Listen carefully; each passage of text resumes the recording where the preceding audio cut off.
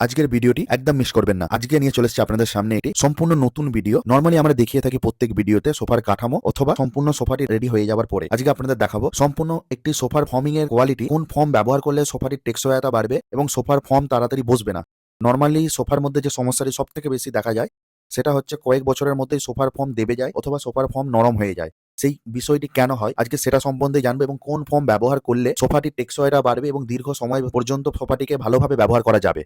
নমস্কার দর্শকবৃন্দরা, আমি আশফাক বিকম সোফাওয়ালা থেকে। আজকে আপনাদের সামনে নিয়ে চলে এসেছি একটি প্রিমিয়াম কোয়ালিটির এল শেপ সোফা কাম বেড। এর আগের ভিডিওটা আপনারা দেখেছেন সোফার কাঠামোটি কিভাবে করা হয়েছে, কোন কাঠের এবং কোন প্লাই দিয়ে তৈরি করা হয়েছে। আজকে আপনাদের দেখাচ্ছি সম্পূর্ণ ফর্মিং করা এই সোফা। আজকে আপনাদের সামনে নিয়ে চলে এসেছি একটি প্রিমিয়াম কোয়ালিটির এল শেপ সোফা কাম বেড, যেটি সম্পূর্ণ ফর্মিং করা হয়ে গেছে আমাদের। আজকে আপনাদের দেখাবো শুধুমাত্র আমার সেটের যে ফর্মিংটা আমরা করেছি সেই সম্বন্ধেই বলবো। যে টোটাল আমরা নর্মালি ফর্ম ব্যবহার করে থাকি 5 ইঞ্চির ফর্মিং ব্যবহার করে থাকি, 4 ইঞ্চি 40 ডেনসিটি ফর্ম এবং তার নিচে একটি 12 mm কেনি ফর্ম এবং 4 ইঞ্চির ফর্মের ওপর একটা 1 ইঞ্চি অ্যাডিশনাল পলিকটন ব্যবহার করা। কিন্তু আজকে তার ব্যতিক্রম রয়েছে, কারণ কাস্টমার চেয়েছিল আরো প্রিমিয়াম কোয়ালিটির সোফাটি। তার জন্য আমরা কাস্টমারের রিকোয়ারমেন্ট অনুযায়ী সাজেশন দিই, তাহলে 40 ডেনসিটির ফর্ম না ব্যবহার করে আপনি এইচআর এর 4 ইঞ্চির এইচআর এর 50 ডেনসিটি ফর্ম ব্যবহার করতে, কারণ ওনার বাড়িতে বাচ্চারা রয়েছে এবং খুব দুরন্ত বাচ্চা। এই ফর্মের বিশেষত্ব রয়েছে, এটির উপরে জাম্পিং করলেও এই ফর্ম সহজে বসে না এবং এটির অনেক লং লাস্টিং 40 ডেনসিটি ফর্মের তুলনা থাকে। এই ফর্ম আপনি যে কোনো রেডিমেড সোফা বা অন্য যদি কোথাও আপনি সোফা নিতে যান, এই সোফা সম্বন্ধে প্রথমে বলবেই না এবং আপনাকে এই সম্বন্ধে বলে, কারণ এটির কস্টিং অনেকটাই বেশি পড়ে নর্মাল 40 ডেনসিটি ফর্মের থেকে। সেজন্য আমরা সাজেস্ট করেছিলাম যে এইচআর এর ফর্মটি ব্যবহার করতে।